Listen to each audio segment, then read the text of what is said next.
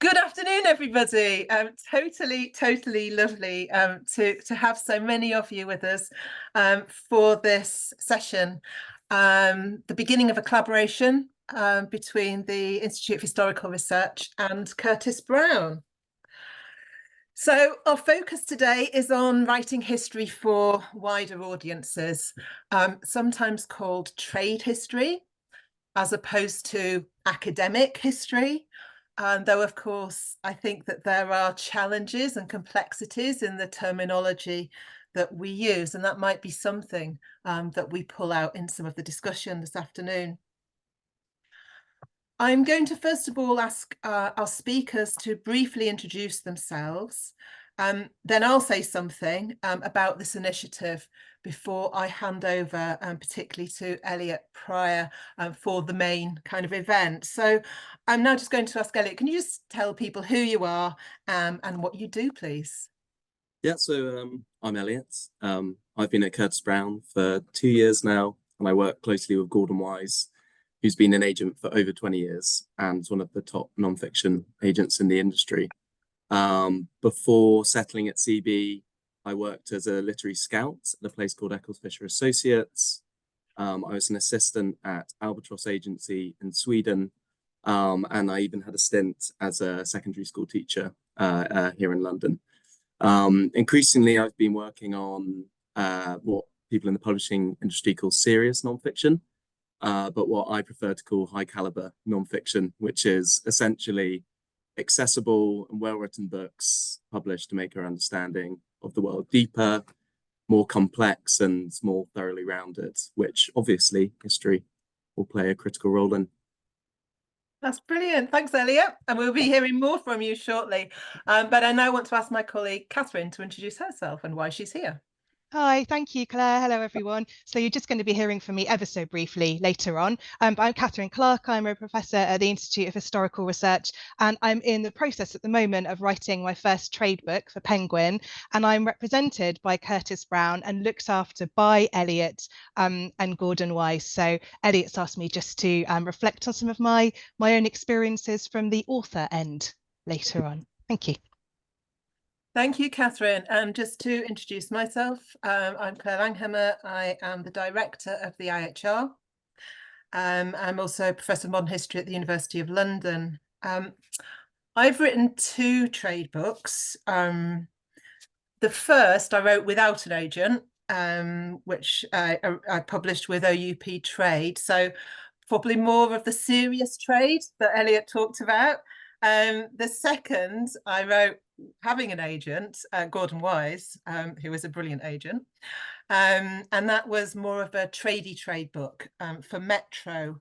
And I think that we might also talk about the sort of spectrum of trade publishing a little later on, which is clearly also related to the kind of audience that we're interested or hope to attract.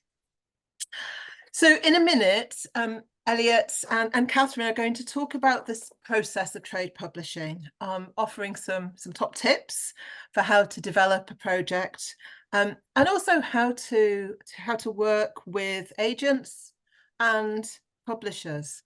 And I think part of the impetus for putting this session together was really this sense that we all, or lots of us, want to communicate our history more widely. There's an important part of our work, which is communicating with other historians, other scholars through journal articles and through scholarly books. But lots of us are also interested in that kind of broader audience. But sometimes the process for doing that seems to be clouded in kind of mystery and seems to be all about who you know rather than what you know. So we really felt that this kind of session might just help demystify things for people and to show that there is a kind of process that you can follow. there'll be a chance later on for you to ask questions, and we're going to use the chat function for that. Just because there are now quite a lot of you on this call, I'll be in charge of the chat. I promise that I'm better at monitoring the chat than I am working out how to actually see people on the Zoom. But first, I just want to explain the next steps, because this is part of a process. So after this event, which we are recording, so that you all know that, so it will be uploaded to the event website for this event afterwards, if you want to relive it, but mainly for people who can't make this session for various reasons. But after this session, we're going to open a link to a form that you can complete if you wish to be considered for the next stage. And the next stage is a trade publishing masterclass, which will be taking place on the 20th of June from 11 till 5 in the IHR. Now, we've got limited slots for this because it is quite an intense workshopping event. So the form will ask you to briefly outline your idea based on historical research, and also to explain why a masterclass would particularly help you in working up your idea into a kind of trade-friendly format. So that form will be going live after this session, but Gemma Dormer, our events maestro, will be emailing it to everybody who's registered for this call, for this session, so that you will all also get it in an email. Right, I think that is everything that I want to say at this point. So I'm now going to turn her to Elliot, and I'm going to mute myself. So Elliot, over to you. Great. Well, firstly, I'd like to thank Claire for collaborating with me on this pathway, and the Institute of Historical Research. It's really exciting. I'm thrilled to be giving the talk and the subsequent workshops. It'll be a great opportunity to meet a few of you in person and assist with some hopefully really exciting proposals. So it won't be too formal a talk. I'll try not to ramble on for too long, and there'll be time for plenty of questions at the end. My main objective is to give a little guidance to those of you who are interested in writing a trade book, which I assume if you signed up for this you are, and uncover a path towards eventually getting a book published. So to do so, I'm going to shed some light on the sometimes confusing world of trade publishing, discuss the process of migrating ideas and research from academia into a more commercially facing title, and demystify the role of an agent in the process, and maybe most importantly, give a little guidance on how to put together a non-fiction proposal. Before we get into that, I'll quickly introduce Curtis Brown. We do frequently receive emails addressed to Mr. Curtis Brown, but Albert Curtis Brown is long gone. He died in 1899. So he was American by birth, emigrated to the UK whilst working for an American newspaper before establishing one of the first professional literary agencies. And the company has a long and distinguished history representing writers such as Daphne du Maurier, John le Carré, George Bernard Shaw, D.H. Lawrence, W.H. Auden, A.A. Milne, E.H. Carr, and Winston Churchill, to name a few. The company is now home to over 220 members of staff and has become a global talent agency, not just for writers, but actors, presenters, comedians, screenwriters, and even directors. And the Curtis Brown Group also includes a boutique literary agency called Conville & Walsh, and an in-house writing school called Curtis Brown Creative, which will hopefully soon be doing some non-fiction sessions, which may interest a few of you. When I first met Claire in the Curtis Brown offices and realized we both had an interest in bridging the worlds of academia and trade publishing, both our eyes lit up. My dad's a history teacher. I studied the subject at Sussex, and I now work with some amazing non-fiction authors, and help represent the estate of Winston Churchill. So speaking to a room full of historians is congruent. The IHS was founded to foster further public understanding of history, a mission that, with the world as it is at the moment, seems ever more valuable, opening up a path for research, ideas, and knowledge that historians have to reach a general audience feels genuinely exciting and a worthwhile project. It's obviously up to us to decide what is significant about the past, and what better way to communicate and argue about that than through fascinating, original and compelling books. So with public trust in information and the information they consume ever more kind of fractious and splintered, the need for well-researched, well-written and reliable history has never been greater. That, in a way, I guess, is the moral case for the talk, but I don't need to proselytize to historians about the importance of history. So I'll focus more on communicating how to practically develop your research and expertise into a trade book. And before then, I think it's maybe important for me to talk about why the history market is even worth wading into. So last year's sales for history and military books were the biggest ever in the UK, with £65.6 million worth of books being sold. That's 5.2% up on the previous high watermark, with no signs of it slowing. History is the second biggest selling genre in non-fiction. And while a good portion of these sales are from the traditional drivers, such as Ben McIntyre and his rogue heroes, there's also a clear link between top history authors and history podcasts. You know, there's the success of The Rest is History, We Have Ways, You're Dead to Me, as the most obvious examples. They frequently top charts and demonstrate a real public appetite for the marriage of education and entertainment. More generally, across nonfiction, there seems to be a shift towards more intelligent titles, reflected in both the increased sales of backlist titles and the growing popularity of audiobooks. And consequently, publishers are increasingly looking for long-lasting authors who have breadth and quality. On top of this, it is not just the traditional combination of Anthony Beaver bombs and bulls that is selling well in history, although they are too. Recent trends suggest a move towards more regional history, books investigating the origins of contemporary crises, and beautifully or heartbreakingly told stories which capture a particular time and space. This is a kind of small step away from the big history books, their exemplars being Yuval Noah Harari and Peter Frankopan, and instead towards titles like Katia Hoyer's Beyond the Wall, Kat Jarman's River Kings, and Edward Shawcross's The Last Emperor of Mexico. And there's also seeing that trend a little bit more in commercial titles, with the hugely popular Unruly by David Mitchell selling over 150,000 copies before Christmas alone, which is huge trade. Whatever's feeding into this jump in sales and trade history books, it's certainly there and reflected in a number of editors looking for more writers in that area, particularly, I've been told, from academic background. A trade book, if the stars align, can offer healthy financial rewards in the form of advance, and can down the line offer royalties, which are a sustained income. Away from that kind of bottom line, there's an increased opportunity for speaking at literary festivals, press coverage, and even television for the lucky or unlucky few. It can also be, I'm told, stimulating and a chance to approach your subject a little differently. So the rewards can be more than just seeing your name on the bookshelf at Waterstones.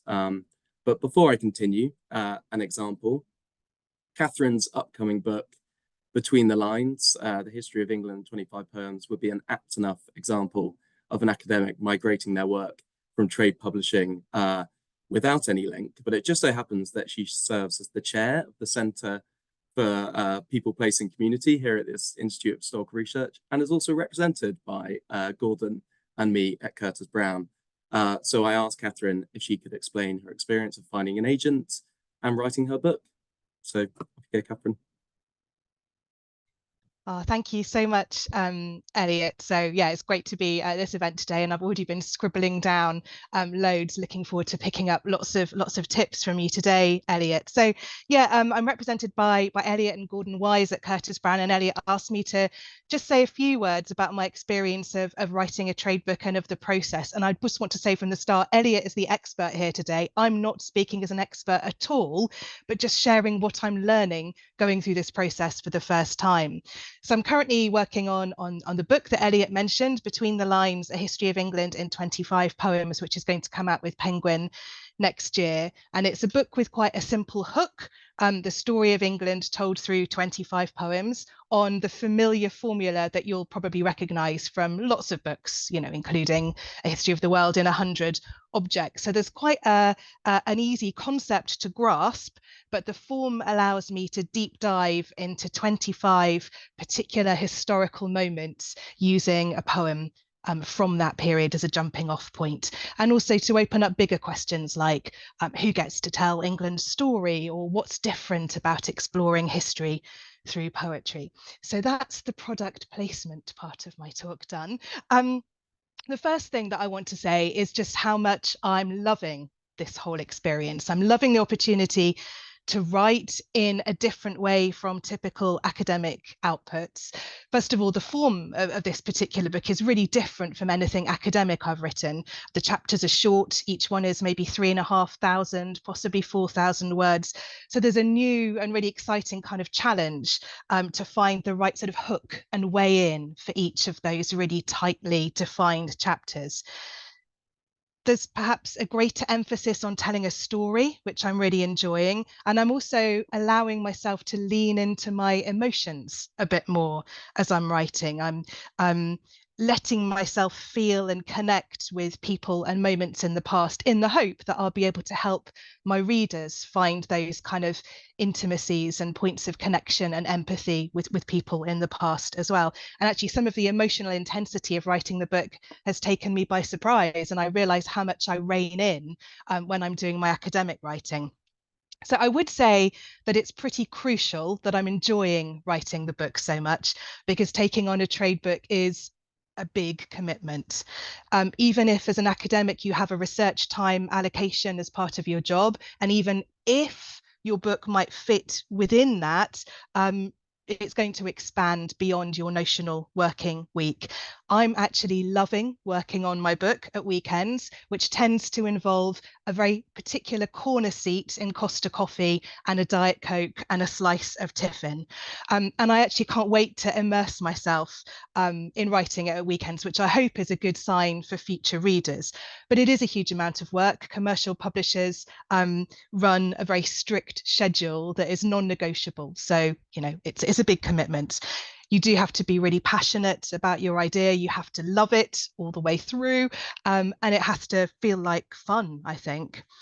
The relationship with Elliot and Gordon at Curtis Brown has been really crucial too. So your agents are obviously champions for your work. They sell it literally to publishers, but they also help you to believe in it. They help you to hone it as well. Elliot and Gordon are so smart. They have been so helpful as critical friends and mentors since I first brought the project idea to them. So they've helped me develop it and enhance it. They've asked me useful questions that have helped me shape the project. So Elliot asked me to think, especially today, about how I transferred academic research into a public-facing book.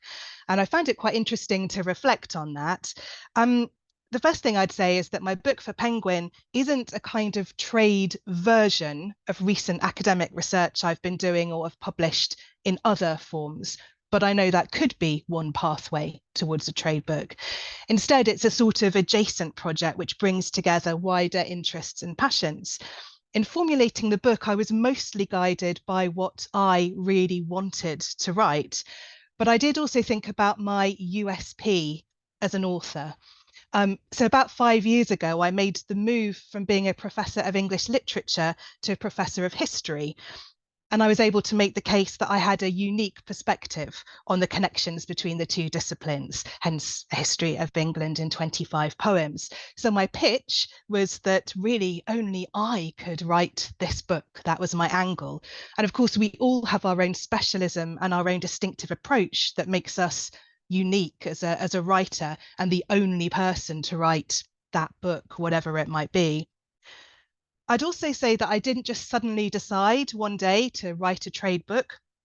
I've been developing my skills and experience in communicating with public audiences in lots of different ways across my academic career. And I know that that's something many of us are doing and many of us are skilled at doing. So I've written some crossover academic work. I've written for The Conversation. I've produced public-facing interpretation for projects. But the most useful thing of all, I think, up to this point, has been giving lots of public lectures. So the kind of lectures where you've got a mix of academics and non-specialists in the room, something I love. And the brilliant thing about that kind of public lecture is that you can gauge in real time how your material is landing. You get instant feedback from your audience. You can start to get a feel for what grabs their attention, for the kind of structures and rhythms that are effective, what captures their imagination, or also where you might risk losing them. So even though I've not directly tested this book material in that way, mostly, I kind of imagine writing in terms of rapport with that kind of audience. The other thing I'd say, though, is that pitching a book to an agent or a publisher and writing for a public audience, they're not really such different skills from what we do all the time as academics. So actually, sort of mystified and alien as some of this can sound, we're pretty well equipped for this. We've all got experience of outlining projects, writing funding applications, monograph proposals, abstracts. So we already have a good toolkit for pitching and selling what we do. I think I've just learned that the sell has to be bolder and more confident, and you need to be able to show crucially why a lot of people are going to care about the outcome of your project, not just a niche specialist group and care enough to spend their own money. Though we'll also pick up what Claire raised at the beginning of our meeting today, that there is a spectrum there, isn't there? So even within trade publishing, there are more serious special interest groups, books, as well as those aimed at wider audiences. I'd also just say very briefly, and I won't go into detail on this, but I think many of us here will recognise that in some ways the gap between academic writing and public facing or trade writing is closing in really interesting ways at the moment. Academic writers are getting more creative, experimenting with the kinds of writing that they do. Take a look at something like the Writing Radically series for History Workshop online, and you can kind of get a taster for that. So it's not so different and divergent from what we're doing in academic writing. And I'll finish by just saying something briefly about readers and feedback, because I've spoken a little bit about writing, but that's just sort of one end or stage of the process. I've been really lucky to have feedback from some really insightful readers throughout my work on the project. Claire, who you've heard from already, was my first reader who looked at some trial chapters.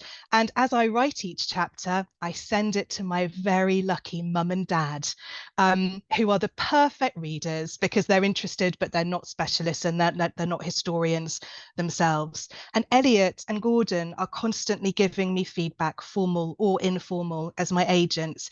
I really hadn't realised before working with Elliot and his colleagues what a key role agents play, not just in selling your work and taking it out to the world, but in a kind of critical, editorial, collaborative way, helping you develop your work and make it the best it can be. So I will end by saying thank you, Elliot. Thanks, Catherine. And she's shown us how it's done. And frankly, when I saw her book in our inbox, I could almost immediately see it on the shelves of bookshops. So it's a prime example of how it can be done. And that's one element of an agent's work is talent spotting. But there are loads more, and I think it would be helpful if I elaborate on that now. So like most creative industries, there's a network of agents which are crucial for securing opportunities, managing negotiations, and supporting the development of writers' careers. I'll try to give as unbiased an account as possible, so you'll forgive me for my positionality, which I think is the academic jargon, is a little partial. So keep that in mind also, that an agent will have their own style, they'll have their own taste, and they'll have their own approach. But whoever you are, getting an agent is, most writers, one of their first checkpoints along the road to being published. And it's very established in the UK market for writers to have agents. The pioneer of literary agenting was a guy called A.P. Watt, who is a Scot from Glasgow, and began his career as a bookseller in Edinburgh before moving to London to work as a manuscript reader. He soon began working as an advertising agent before his role metamorphosed into literary agenting, or as he called it, a seller of copyright. when he was asked by George MacDonald, a poet and novelist, to sell his stories. He started charging 10% commission on the money earned by his clients, and ended up with writers such as Thomas Hardy, Rudyard Kipling, and Arthur Conan Doyle, which is a pretty decent list of clients. As the industry became more complex, so has the role, but the fundamentals have remained constant. So in 1906, Elliot Curtis Brown said that the literary agent stands between the author and the publisher. He ought to uphold, better than either of them, the importance of the greatest truism in trade, that no bargain is ever really sound or honest without being profitable to both parties to it. So that's where we get the kind of idea of the agent as the middleman. We have two clear functions. They gained access to new markets of writers, and they also improved the social status of authors. According to testimonials, the image of the agent as a blood-sucking leech, interfering with the personal and benign relationships between author and editor, endured until the 1920s. But thankfully, the industry has recognized and accepted the benefit of authors' agents by now. Literary agents still assist in selling their writers' books to publishers. They still, in return for their service, get a share of the deal made with the publisher, and they still have the reputation of being a middle person, a networker, or a parasite if you're working in France. But there is more to the service now than there ever was. So for expediency, I'll use one of the agent's best tools, which is a list, and talk you through kind of the main role which agents will play when you get one. So the first job as an agent is to identify a talented writer. In the world of fiction, this may involve reading an entire manuscript, but we're focusing on nonfiction. So it will usually almost exclusively be on proposal. An agent may even directly approach a journalist or academic after seeing a piece they've written or coverage in the press, but more often than not, the author will submit work directly to an agent. Non-fiction books only need proposal to gain interest from an agent or publisher, and essentially a proposal is a detailed outline of what your book will be, and I'll elaborate more on that later. Once an agent has read a proposal they like, or one they think will sell, they will develop it alongside the author until it is ready to be sent to a publisher. Usually you only have one shot with each editor, therefore a proposal should only be sent when it's as good as it can be. This may involve tinkering around the edges with formatting or a few general edits, like it was with Catherine's proposal, or it can involve radical revisions, which involved a good deal of trust between the agent and the author. The agent will try and think through the eyes of the reader. They will ask you who's going to read this book, why it will stand out in the market, if it is a story that really needs to be told now, and importantly, does the writer have the capability to tell it to a general audience. Once the agent is convinced that the author is worth investing in, and the author is convinced that the agent will do justice to their work, a client agreement form will be signed, and it stipulates the arrangement between the author and the agent, including the cost for the agent's services, which in the UK is usually 15% of the money you make on your books. If your proposal gains interest from several agents, you'll have to choose the one that suits you best, which I think is like choosing a marriage, I'm told.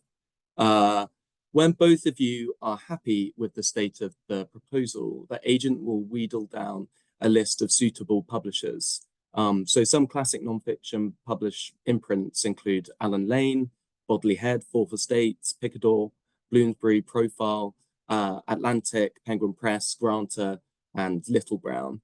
And agents will have their ears to the ground about what sort of books individual editors and imprints are buying. And they'll start drumming up interest about your book through calls and informal meetings. Literary scouts call this creating a buzz. After the strategy for the submission is figured out, the agent will send out the proposal to a carefully curated list of editors. Some like to call each editor individually. Others simply send an email, and that will be down to different agents' preference and technique. But by whatever method it's communicated to editors, it's advisable that your submission comes from an agent, because editors are less keen on unsolicited submissions, which essentially means unagented submissions. This is partly because agents streamline the process to ensure agents receive proposals which they have expertise in or interest in, but it's also because a writer without an agent is indistinguishable from a writer who has tried to find an agent and failed, which is important to keep in mind.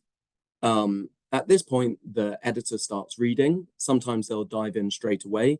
Sometimes it takes a couple of weeks, depending on the time of the year. And then it will be down to both their individual tastes and the requirements of their imprint. If they like something, they will share with their colleagues to get different eyes on the proposal. And then the merits of each title will be discussed at weekly acquisitions meetings. And if it makes it to this stage, makes it past this stage, the agent will receive an offer on the author's behalf. If multiple publishers are interested in the book, then your agent will help you weigh up your decision, organize meetings with editors, manage auctions, and eventually facilitate the completion of a deal. This part is all about knowing the rules of the game. And a good negotiator can increase advances by quite substantial amounts. And finally, importantly, make sure the author gets better terms for their contract. And this happens when a deal is agreed on. And when it is agreed on, your agent might buy you a bottle of champagne and then negotiates the terms of the contract. Everything needs to be tied up, and the agent should have developed a really good eye for the small print to develop the author in any benefit the author in any possible way. Publishing contracts are notoriously tricky, and to have a team behind you and help you get this deal in print is really important. A book contract is legally binding and ties you and your publisher into a deal to publish the book. You will be asked to meet their deadlines and stipulations, and in return, you will receive an advance and future royalties, or just royalties. An advance is essentially a lump sum of money given to you up front, often in stages. It's an advance against what the publisher thinks your book will earn, and consequently, you must sell that much in book sales to earn anything on top of that. Once the advance is earned out, you'll receive royalties. For example, a standard is 10% of every paperback based on recommended retail price and 25% on every ebook. Royalties are calculated and paid out every 6 months, but this does differ from publisher to publisher. But that's just giving you an idea of along the line what things look like. Even after a deal is complete, the agent has a crucial role in advocating for you. They act as a mediator and a buffer, if necessarily, between you and the publisher, and try to make sure that the book they believed in is treated in the way it deserves. The twos and fro's of the business of publishing, including timings of Kindle deals, bookshop promotions, quote placements, stock issues, and everything along the way, are all areas that an agent helps you manage. And in summary, an agent will give you emotional, moral, and intellectual, occasionally, support in the writing process. They'll help you get unstuck when you're stuck and be there along the long road to publication day. And after that, in the long-term development of your career as a writer. So that's the summary of the role of an agent. I'm now going to give some advice on writing a proposal. But firstly, I asked my colleague, Richard Pike, who's a fantastic agent at CNW, working mostly with nonfiction, including academics and journalists in genres ranging from science, nature, food and history, to give me his top 3 tips for approaching a nonfiction proposal. He will also hopefully be joining me with the workshops in June. So his first tip is decide who you are writing for. Contemplate all the different audiences you want to reach with your book and keep your potential readers in mind as you write your proposal. Always consider how best to explain something in a way that's accessible and engaging to those readers. And if you can't identify who you want to read your book, or if the potential audience is likely incredibly small, then maybe it's time to rethink your approach. His second bit of advice is ask, why am I writing this book now? The best proposals have a sense of urgency to them and explain why this title should be written now, or more accurately, why in 1 to 2 years' time, which is the time it usually takes to get to publication. What's happening in the world i.e. you should be asking what's happening in the world right now to make this book essential. What dilemma is this book addressing? What new breakthroughs make this book possible? And even, why is it timely? And his third piece of advice, which Catherine alluded to also, is consider your USP. So we have to tell publishers a story about you and why you're uniquely placed to write this book. This might include your professional experience and expertise, your previous writing, that could be journalistic or even books, and your other work, as well as any affiliations or networks or recognition you've received. So they're Richard's top tips. Personally, I'd argue the fundamental difference between writing a trade book and an academic book, even though I've done neither, is the audience. This may sound obvious, but it's vital to establish this firmly in your mind before beginning your proposal. This doesn't mean you have to cater specifically to one audience, but you should consider who's going to be buying your book. Trade books usually combine familiarity with novelty. So, for example, a new take on a well-known historical figure. And when I say new take, this is a new take for the public, who will be lagging behind slightly the academic world. In academic writing, you're communicating with fellow experts. Maybe you can make some assumptions on what your audience know and understand, but there's more of a delicate balance with a trade audience. Precision, seriousness, and balance still hold value, but you also need to engage and intrigue the reader. That is why storytelling, characters, and voice are critical even in history books. These elements carry the reader with you. They justify wider analysis and bring to life the period, person, or place that you're investigating. As well as this, trade books do not have to be as specific as academic work. And while editors do occasionally complain of submitted proposals being too narrow, they shouldn't be mistaken for not being intellectually rewarding or challenging. Instead, it's more about your approach to a book. Think of it as holding up a lamplight rather than shining a spotlight. You can bring all your knowledge and be bold with your intentions. And even if a book starts quite specific, it can draw on conversations happening in the contemporary world or spill over into wider historical analysis. Take Graham Robb's classic, The Discovery of France, as an example. Another book about the history of France doesn't sound particularly original or specific, but it is structured by a 14,000-mile bike journey and made alive through fascinating storytelling. Both these elements allowed Robb to delve into the ever-changing and malleable idea of France as a nation.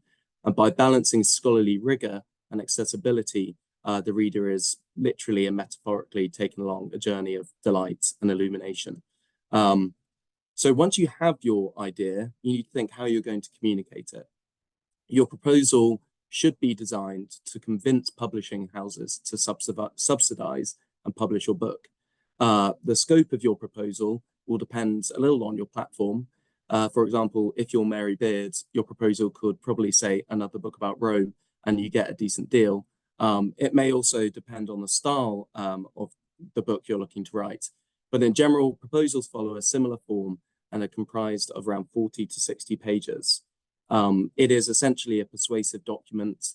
The agent and publisher wants to know what your project is, why you are the right person to write it, and why your project is commercially viable. In a slightly reductive way, it can work to think of it as a business plan. You're fundamentally asking for an investment. The publisher will be assessing the package as a whole, where it fits into the market, if you have expertise to write this book, and how it compares to other titles in the space. You want your proposal to grab the publisher or agent you're sending it to. So it must be clear what it is about and why it has to be written. So think of your audience, be bold, and persuade. That's how to approach your proposal. I'll now give what I hope is a practical checklist on what you need to include in a proposal if you're sending it to an agent, and eventually, after working with an agent, to a publisher. Some agents may differ on the advice they give, but I think the structure I'm giving offers a really good one for formulating your idea into a document which is ready for an agent or a publisher. So firstly, you need a front page with a title and subtitle of your proposed work, your name, and your credentials. That part is simple enough. And then you'll need an overview of your book idea. This is your initial pitch to the agent or publisher. You're explaining what your project is and why it will make a good book. You want to communicate clearly the book's main idea, outline the key themes and arguments of the book, and ask yourself these three things which Gordon has kind of drummed into me. Why you, why now, and for whom? And from those three questions, you should be able to discover the main hook of your book. For example, if you're re-evaluating a period of history, uncovering a fascinating and untold story, or bringing cutting-edge research to a general audience, make sure that you put that front and center. Remember, an editor will be pitching your idea in meetings and therefore require clear, exciting pitches that they can argue for. Those editors going in are advocating for your book, and they'll get really strong responses and feedback from the other people in the meetings, from marketing teams, sales teams, and other editors. So they will be bringing forward all the questions about why you shouldn't publish the book. The editor wants to be able to argue why you should. Alongside this, and about fitting too firmly into boxes, it is useful to be clear about what style of history book you're writing. Is it a narrative nonfiction? Is it a more classical historical analysis? Or is it even like polemical in style? Plenty of books fall through the cracks because of an ambiguous pitch, which leaves the editor unsure where the book will sit on the bookshelf. As I've said, in these meetings, it's the job of marketing, sales, and other editorial teams to ask the hard questions about the viability of a project. With the overview at the start of your proposal, you're trying to answer as many of these questions as possible and place the proposal at the top of their list. They're going to be getting loads of, well, we initially as agents get a huge amount of submissions, and then the editors get a huge amount of submissions from agents. So you're trying to put yours at the top of the list. Personally, when I see a proposal coming into our inbox, I'm wanting to see clearly what historical ground you're covering, what time or place you're inviting the reader into, what arguments you're joining with or disrupting, what is fresh about the story you're telling, who or what is really going to bring the book alive, what the expertise you're bringing to the subject is. And as I've said, the overview is your chance to demonstrate that viability, your path to writing the book, and why it's of interest to more interest to the other 100 submissions that we get into our inbox. So we have a title page, we have an overview. Now we need some sample chapters, and every proposal needs some sample writing. I recommend writing the introduction that you intend to appear in the book, as well as a standalone chapter alongside that, which can come from any part of the book. An introduction, as you all know from reading trade fiction, is basically your manifesto for the book. This is where you entice the reader, and in this case, the publisher, to read on. It is also where your writing voice starts to become apparent. And this is another maybe crucial difference between academic and trade writing. A publisher will want evidence that you can communicate with the general audience, tell a story, and bring a narrative together. Even Herodotus was a storyteller, so there's a pretty long-standing precedent. The sample chapters can come from any point in the book, but I think you want to try and choose a chapter that brings together as many elements of your title as possible. So it kind of acts as a blueprint for the rest of your chapters. And the publisher can look at it and think they can really nail a standalone chapter. You can ask yourself, I think is really important, is after this chapter, what will the reader know? And you kind of want them to have clear takeaways after each chapter. If you think of them, they're sitting reading on the tube, or they've got a spare 15 minutes. It's great if they can read a chapter and you know, be content with just that alongside the rest of the book. So then after you've got title, overview, and sample writing, you want chapter outlines. So the publisher will want to see that your idea can comprise an entire book, that it's not just an article or an opinion piece, and that you've thought through the complete journey of the book. I would recommend about 2 or 3 paragraphs summarizing each chapter, what they will include, how they forward your argument, and what the takeaways for the reader will be. It's up to you for as much detail you can go into, but I think those 2 to 3 paragraphs are essentially a minimum. I like to see that the author has thoughts about how each chapter will marry up with each other.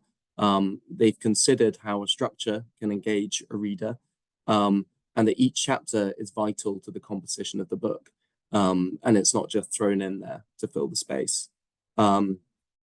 After that, you want to briefly discuss the market, which an agent can help you with. They want to see that you've thought about where your book will sit on bookshelves, who its potential audience would be, and comparative titles. Comparative titles are something to be quite careful with. You want to show that the area which you're writing about is important and has wide interest, but not that the ground is being covered too thoroughly already. So that's one to really carefully consider, and something I would say an agent is expert at giving advice on. And then finally, you want an author biography. This is the opportunity for you to demonstrate your expertise, how your own research and work feeds into your proposal. You should include previous publications, articles, or interviews that you've given. Publishers want to see that an author has a platform to write a book. Thankfully, that doesn't just mean for history books how many Instagram followers you have, but they'd like to see that a writer is public facing and open to writing for a more general audience. So to clarify, it's a title page, an overview, sample chapters, which I would say should include an introduction and then another chapter from somewhere in the book, a chapter outline, a brief look at the market, and finishing with your author biography. So I apologize if that's been a bit of a whistle-stop tour, and I look forward to your questions. The workshops in June will be designed to offer more of a kind of granular and specific advice to each proposal, and I'll be bringing along other CB agents for their expertise. Like any industry, trade publishing is not perfect and can sometimes feel a little soulless, but despite all the talk of platforms, content, and consumers, there's still a big place for intelligent, absorbing, and original books to break through and connect with wider audiences. And I hope some of you may be in the room.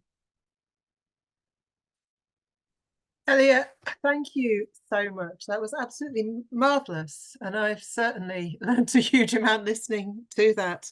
I'll just invite everybody who's with us on this call to, if you have questions for Elliot or indeed for Catherine, or about the next steps, then please do put them in the chat, and I will call them up.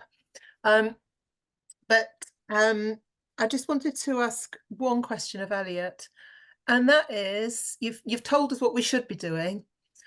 What is it possible for you to tell us what the no-nos are, the kind of things that when you look at a proposal you think, no? Are there kind of generic kind of weaknesses that perhaps academics might do in particular?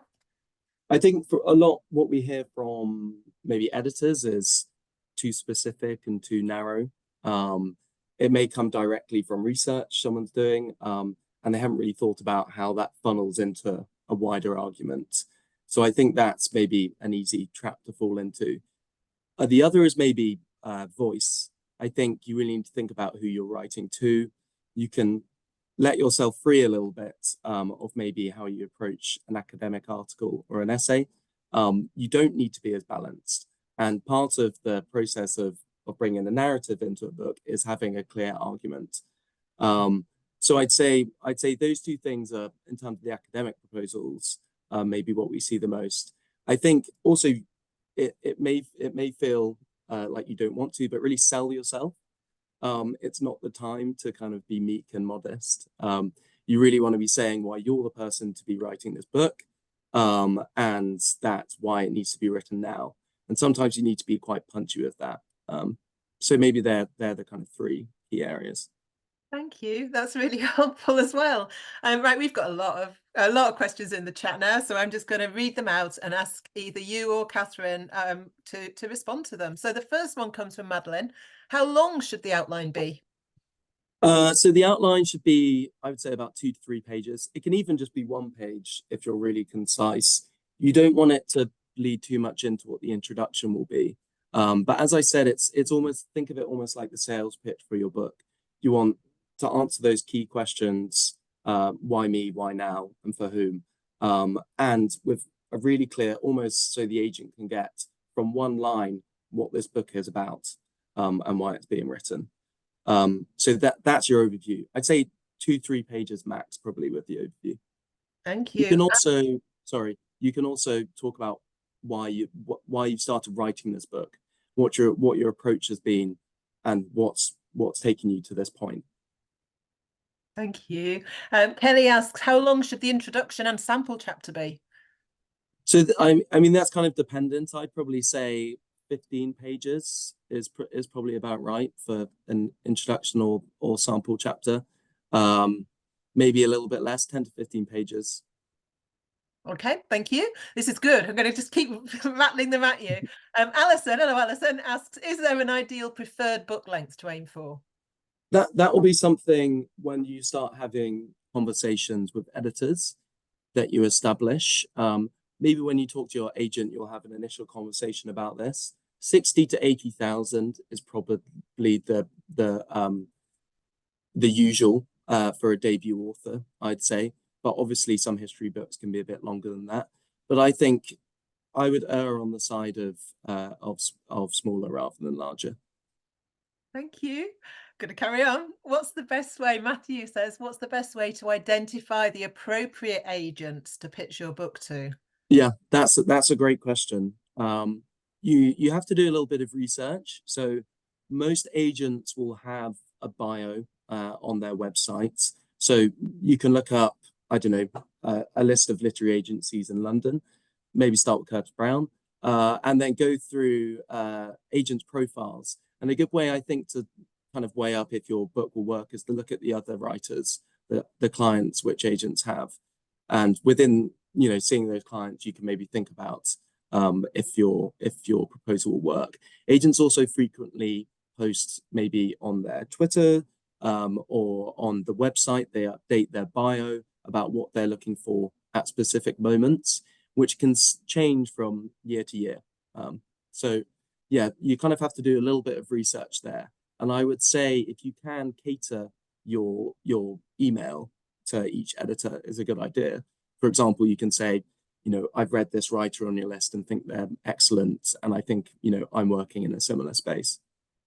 That's a very good piece of advice. Arash asks, how do we sign up for the workshop? So I can take that question, give you a tiny rest. So because we have limited numbers for the workshop, what we're asking you to do is to, via the link that you'll be sent, and that is actually also at the top of the chat, submit your ideas, basically explain why a workshop would be helpful to you. And then the IHR and Curtis Brown will have a look at those proposals. And if there are more than we can fit in the workshop, then we will have to make a selection about which people might benefit most from that workshop. Himesh, thank you, Elliot. That was great. Right. I wanted to ask, do you have any advice for early career academic PhD students? How does one go about selling, demonstrating expertise early on in one's career? That's a great question too. Yeah, that is a good question. And I think, being honest, it probably will slightly weigh against you for starters. If you have a really exciting idea and it's really geared towards a trade audience and you can demonstrate that you can write, for a trade audience, then it shouldn't matter too much, but you maybe will have to do a little more work with your writing. Obviously, you can include the research you've done. Maybe a good idea will be to try and write for a couple of more public-facing publications. So somewhere like The Conversation is a really good place to start. They do about 800-word pieces, usually about something topical. And I think getting your work into those sorts of publications is, shows that you can write for a more general audience. I think that's maybe a good place to start. Thank you, Elliot. Katie asks, how long should chapters in trade books be? So as I said, like the introductions, I'd say for the proposal about 10 to 15 pages. These can vary as long as it's kind of a really concise, well written. As long as you can justify the length of a chapter, then it's probably fine. But it's better in your proposal to show that it's well edited and you've understood the kind of constraints of a trade book. I would say certainly for me, writing shorter chapters was a revelation. Yeah. It's just the joy of writing short chapters is just lovely. But I know there's a continuum of different types of writing. Kelly asks, you mentioned that books are published in 1 to 2 years. Does that time frame include the actual writing time, or is that once the publisher gets the manuscript? That's a really good question. I forget sometimes what people don't know, and so usually when you agree a deal with the publisher, you'll also agree a delivery date. I would say you usually have a year to a year and a half to complete the book, but that will be agreed upon before you sign the contract. And then after the publisher has received the final manuscript, it's usually about 9 months to publication. They can speed that up, but usually they'll want to be hitting a specific season, publishing in the autumn or in the spring are usually the main target. So where that delivery date falls and where you made the deal plays into that. But usually about 2 years after the deal is made, especially from proposal, because the book won't be written yet, is the publication date. From when the manuscript is delivered, I'd say the average is about 9 months. Okay, thank you. That's somewhat quicker than academic publishing, I'd say. Jeffrey has Jeffrey developed a proposal with an agent in Toronto decades ago. It attracted interest in Canada from publishers, but that was contingent on also securing a UK publisher. That didn't happen for various reasons. So Jeffrey went on to write a trade history that became a bestseller here, but is still convinced about the earlier idea. And so he kind of wants to get it in front of possible UK representation. How might he proceed? And I guess this is a question, that's an interesting insight into the more global dimensions of publishing. Definitely. Well, the best way to get UK representation is to be contacting agents. I don't know who your publishers were, but I'd imagine they have contact with UK agents, so maybe that's a way in, agents which they've worked with before. But getting Curtis Brown, for example, we have relationships with Canadian publishers, US publishers, and we have a translation department. So there's definitely scope to be publishing that widely. And if you've already had a book published somewhere else, then that's only going to play in your favor, I'd say. I'm wondering, was that early idea hasn't been published? No, it hasn't been published. So then, I would still say getting it in front of an agent is the best way to discuss, getting it a UK publisher. Thank you. If you don't have representation here already. Right, now, Whitney, regarding comparable titles, how recent do these titles need to be? I'm more familiar with fiction querying, for which it's my understanding that these titles should be very, very recent, 1 to 3 years. But is there a broader acceptable time frame for non-fiction? Yeah, I would say that I quite like the 2-1 split of 2 contemporary titles in the last 1 to 3 years, and then 1 classic maybe that you're kind of feeding into, and maybe it's kind of an agent who's receiving it or a publisher who's receiving it. It's a really nice way of them being able to clearly place it. And the contemporary comparisons are to show that this subject's still relevant, how it's working, in the current market. And then a classic comparison is so that they can really frame it nicely. I think that's what I do. Okay, I'm moving down. There are a lot of questions, so I'm just going to keep going until you collapse. Ashkil, is it okay to introduce areas such as South Asia and Europe in a comparative framework when you plan a book and adding to the existing knowledge? Is that comparative titles? I think so. Yes. I think yes, in a comparative framework. So to provide comparative history. I would say you probably want to stick to the UK market, publish books published in the UK, trade publishing, at least when you're sending out for the UK market. Translation agents may say something different. Actually, no, sorry, I think I've misled you there. I think it's actually about writing a comparative history. Yeah, no, definitely. And you know, there are lots of publishers looking for world histories, and you know, it's not kind of insular. It doesn't have to be UK focused. I think the market in general, the better selling books, have a bit more of a UK element, I'd say, but there's no reason why a more of a world history wouldn't work. Thank you. Claire, let me just, so yes. How do you approach an agent when you write both in fiction and non-fiction using your academic expertise for both? So most agents, I would say, especially at CB, do both fiction and non-fiction.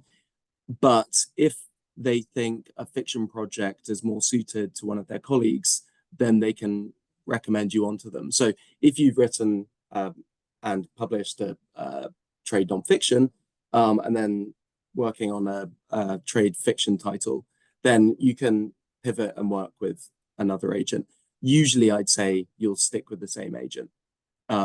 Most agents will have a network of both non-fiction and fiction editors, which they talk to. Marvelous. But if you're writing a fiction, then it will usually have to be the whole manuscript. You can't do it on proposal. So.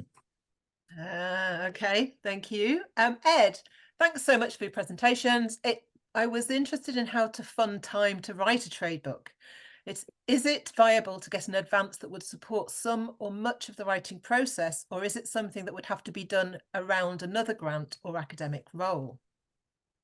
It's very much dependent on the advance you get, and that's dependent on the type of book which you want to write. I would never advise any clients to quit their job. I would say, especially before you receive the advance. I would have thought, especially if it's a debut book, you'll want to be doing it around another grant or academic role. Okay. Simon asks, if lots of photographs are necessary, helpful for the book, does that need special pitching? So I suppose this is a question about expense, isn't it? Yes, yeah, definitely. They are more expensive for publishing houses to produce, and that will play into their decision if they want to acquire the book or not. So you kind of really need to justify how many photographs you'll be using and how necessary they are. That okay. And how they're paid for will be stipulated in the contract. Okay, good, thank you. Matt asks, thank you. Says thank you. Could you say a little more about talking about what the audience is without being too generic? Okay, yeah, a little bit more about audience. Yeah, so I guess it's hard to speak. The trade market fluctuates, and if agents follow too clearly what they're seeing in sales one year, it will switch the next year. The kind of general trends are towards narrative non-fiction histories with storytelling. I think it seems to be working really well. And then, as I said earlier, more regional histories. If you think of the short history of England books by Rob Hawes, for example, those sort of really concise, digestible histories seem to be selling really well. And then the kind of Tom Hollands of this world writing books like Dominion, which is great storytelling along with the kind of iconoclastic ideas in a way. So it's hard to be too specific, I guess. I think as I've said, you want to think about who's going to be reading it. Is it going to be people in their 30s and 40s on their commute, wanting to be entertained, or is it someone maybe if it's slightly more cerebral, spending more time concentrating on the book? I know I've said, you want to think about your audience. You also need to think about, what audience you're capable of writing to with the idea you have. So it's kind of like mutually constituting, I guess, in a way. So just saying that you want to write for the public. Yeah, it's probably not good enough. No. That's good enough. Okay, that's very helpful. Thank you. Claire, do you have a sense of the gender split of readers for trade history? Excellent question. And does it matter? I don't think it matters. Historically, it has been read more by men, and that's because I think a big portion of the market has been military, World War I and World War II books, which generally leads to more male readers. But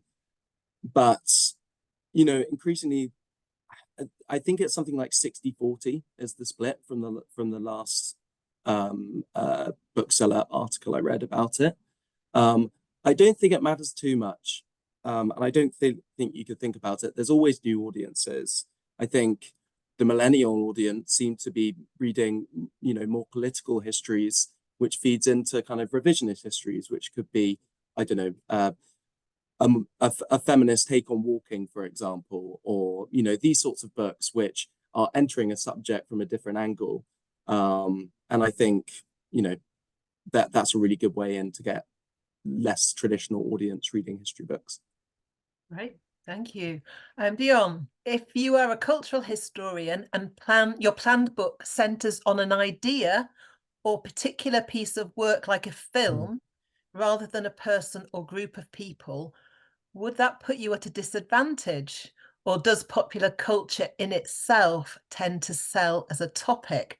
I'm aware that a lot of what we've been talking about has been the kind of the people, the event, the things that have happened in the past. So no, I think if there's a great story behind it, if there's a really engaging history or time and place in which you can expand upon, I think it definitely can be focusing on something like a film. I think you'll probably have to think about scope a little bit with that. Is it big enough to be a whole book? What themes and topics are you kind of leaning into with that idea? And if you're writing a proposal, that's probably you'll have to do is think about the kind of funnel coming in from a really small specific area and then branching it out into bigger themes. We've still got questions there, so I hope you're okay to carry on. Yeah. So who's next on this? I'm just working down. Alicia, is it a good idea to get a meeting with an agent to discuss a potential project to see if they might be interested in you as an author? Yeah, definitely. And I would say quite a lot of the time after an agent shows interest in a proposal, they'll have a meeting after the proposal before you sign a kind of client agreement. I think it's really important to work out if the relationship between you and your agent will work. If just the communication is there, and that you're kind of you have a similar vision for the book. So I think that's almost a must. The next question from Jane, I know is something that certainly we've talked about before. I was interested to hear more about the popularity of regional titles. Would you be best to concentrate on regional agents in this instance? No, I wouldn't say so. I'd say with that still kind of fits within general. This is a discussion we're having at Curtis Brown. There's a couple of colleagues of mine have something called Project North, which is trying to make the world of publishing more accessible to the rest of the UK because it's very London centric. There are publishers, regional publishers now, HarperCollins North being one of them. But I still think if it's quite a personal relationship with an agent. If you think that your idea works specifically with an agent and they get it and understand it, I think that's probably the main thing to focus on. I hope that's what you're asking with that question. So, Madeline asks, when you say 10 to 15 pages, is that double spaced? Yeah, that's fine. Yes, double spaced? That's fine, yeah. Good, right, okay. Laura says, would agents and publishers look unfavorably on a trade book that overlaps with an academic monograph?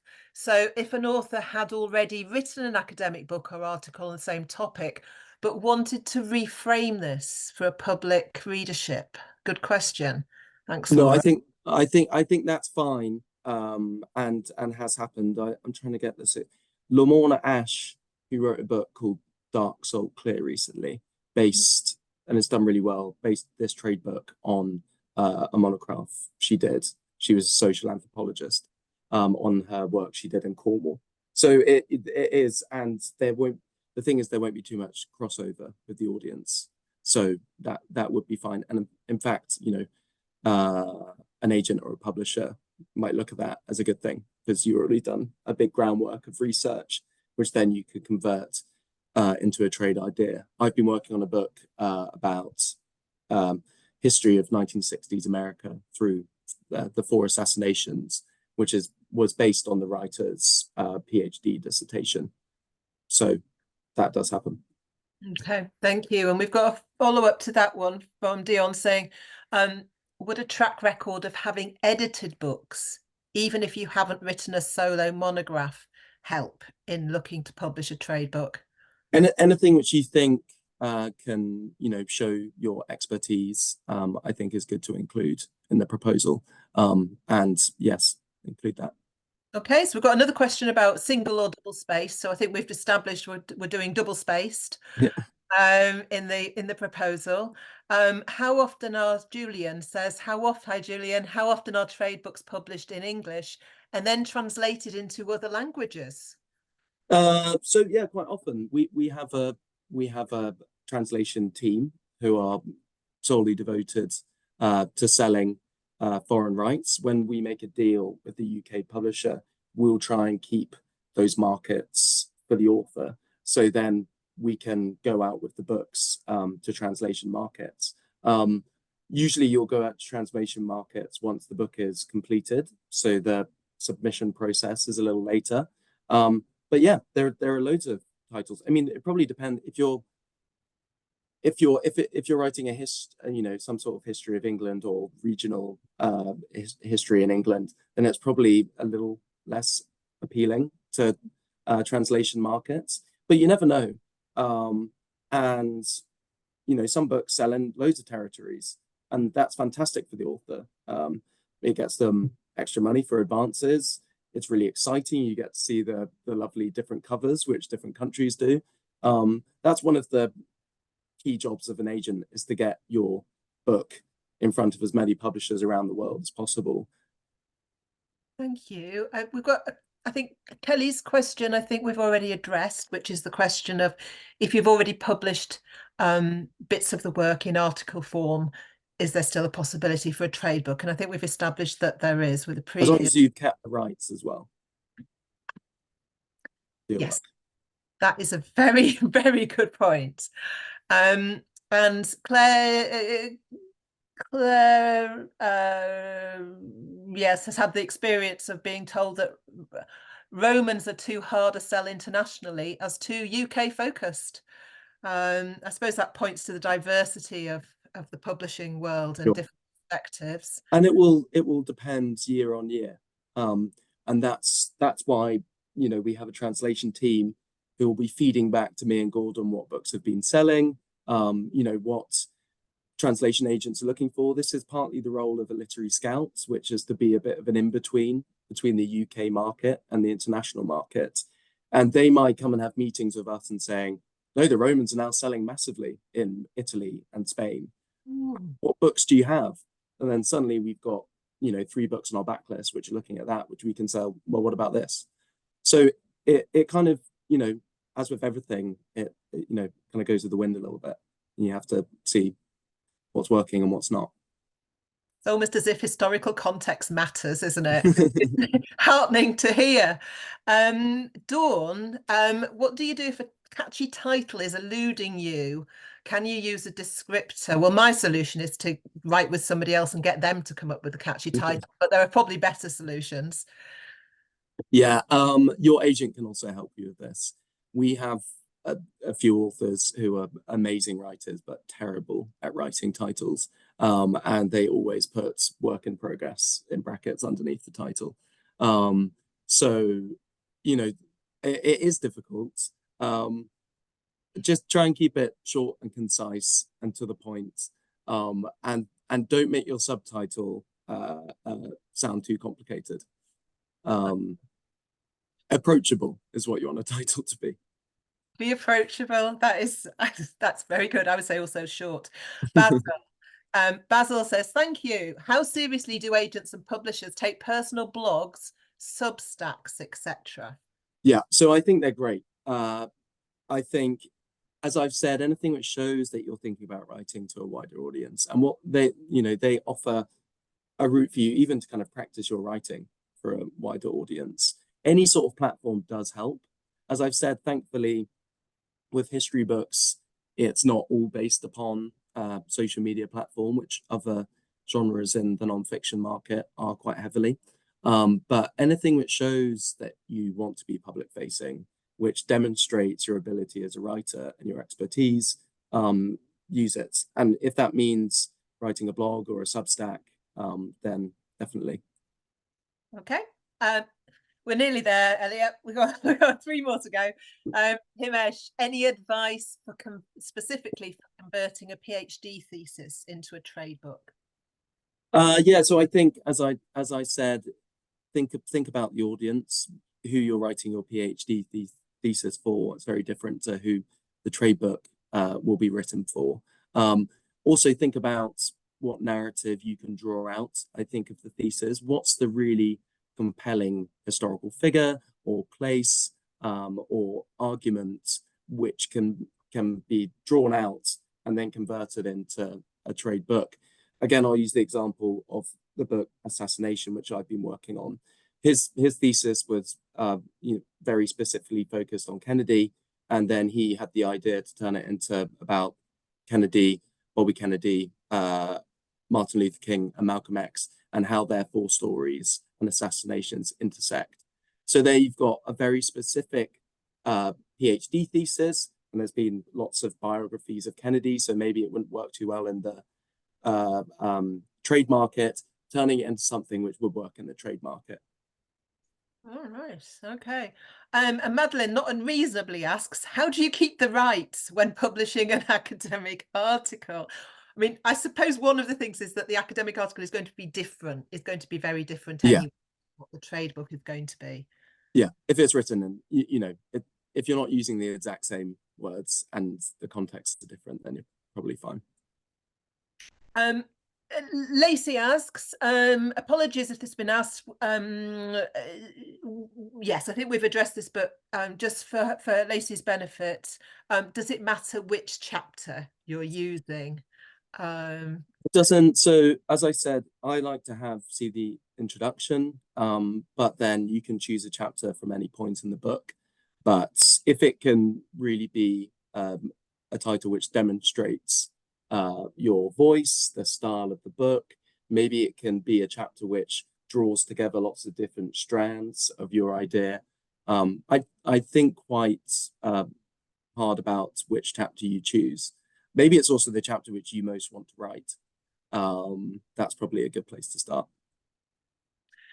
And then I think in what looks like it is the last question, is there any specific advice that you would give to a proposal that isn't about one place or one time, but considering an idea in different places and different times? So I guess there you want to think about what topics, themes, or questions are common to the different places and times, and what's going to draw them together into one narrative.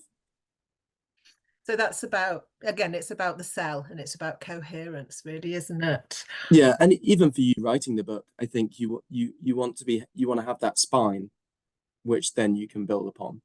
And that's fine building it from different places and people or times. But as long as you have that spine, that's going to keep you, focused. Okay, I think that's all the questions. I'd like to thank everybody for asking such incredibly useful, interesting, thoughtful, intelligent, brilliant questions. Thank you, thank you, thank you. I think we have learned so much from each other's questions, and also obviously from Elliot and Catherine, from talking. I mean, I just wanted to finally pick up on one thing that Catherine said, and that was about the sort of the freeing element of writing a trade book. There are lots of different sorts of things to consider in moving into this particular area. But one of the really lovely things is just how liberating it is to kind of write differently. Yeah. How exciting it is to write differently. And I was really struck with Catherine's point about the emotion. I mean, I am a crier, but the last book I wrote with my colleague Hester, it was like a cry fest, because you're just sort of pulling something else out of yourself. So I would heartily recommend it to everybody.